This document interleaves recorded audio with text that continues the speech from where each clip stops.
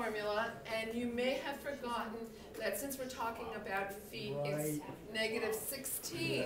We use a negative 4.9 when it is meters. And think about it. How many feet approximately are there in a meter? 3. So doesn't it make sense that if we're using 4.9 for meters, that when it's feet, it's approximately 16 feet. So that's how you can kind of remember which one is which. Okay, and that's the general form, velocity. This stands for initial velocity per second and height, the height that they're giving you.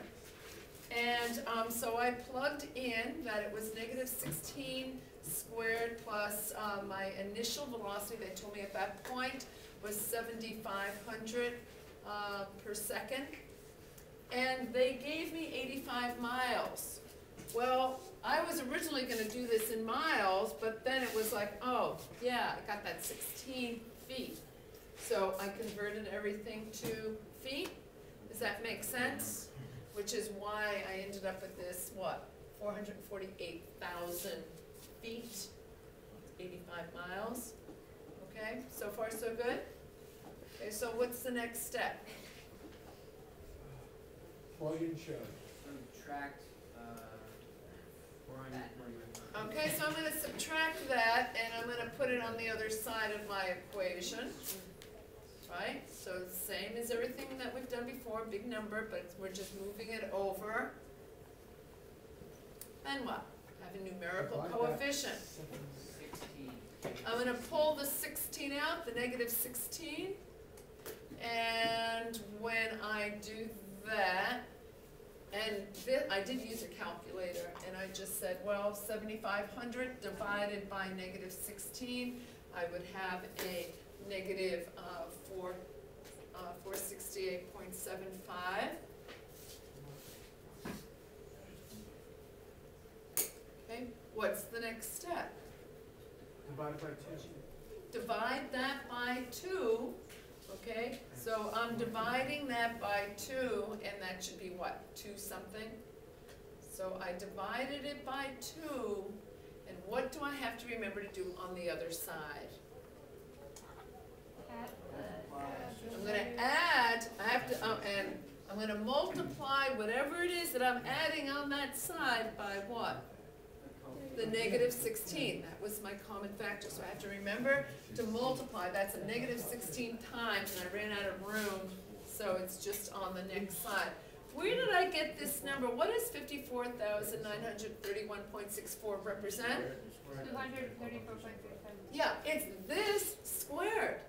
So here is my rectangle. I know that my dimension is t minus this times t minus that, and in this corner is what?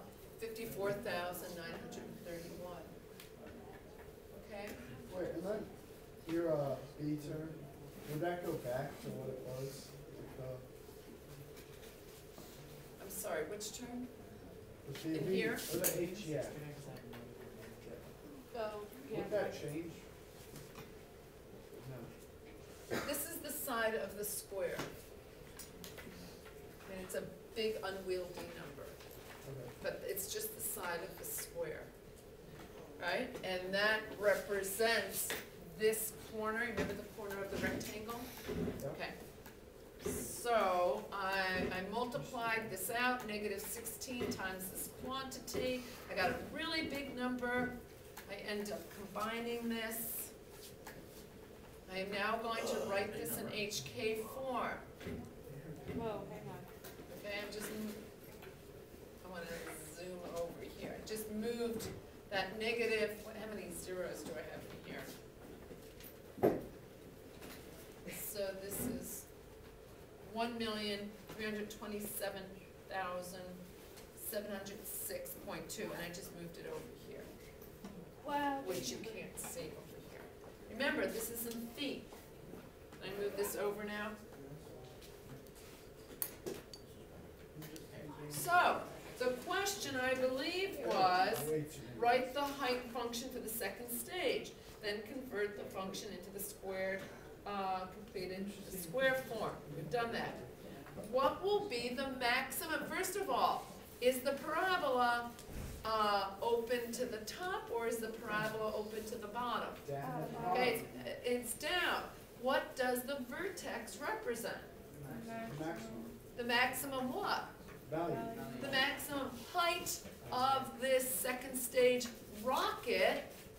And do we know at how many feet that will be at? What? Okay, it's 234. What does the 234.375 represent? Meter. How far it went. My what value? The X My, value. what is that, Emily? Okay, that's my X value, that's my H. Okay, so X in this case is my time. And what is this? 1,327,706 represent? Okay. The height, okay, at that many seconds. Okay, and so do you think that an engineer might want to know where these things are gonna start falling off, right? Isn't that where the second stage falls off? Okay, so it would be at, the height would be at 251.5 miles, and after, and it was 234 seconds or 3.9 minutes. Eli? How can negative 16 be like the greatest common factor if it doesn't like go in evenly? You're right, we forced it. That's why we ended up with a decimal. Okay, but I wanted to get the negative 16 out of the original problem. Okay, when we can find a greatest common factor, we do, but I know that if I have, let's say, 4.5 divided by 2, I can figure out what the other factor is, right? 2 times this will give me that. So I know that 2.25 is a factor of 4.5. Okay? All right. So, what do you think? Yes, no, maybe? Is it beginning to make a little more sense? You need more practice? Yeah. Okay, so I would like you, I'm giving you a little exit card. We have about 10 minutes. I'm going to give you your homework assignment. But I'd like you to tell me what this all means to you at this point.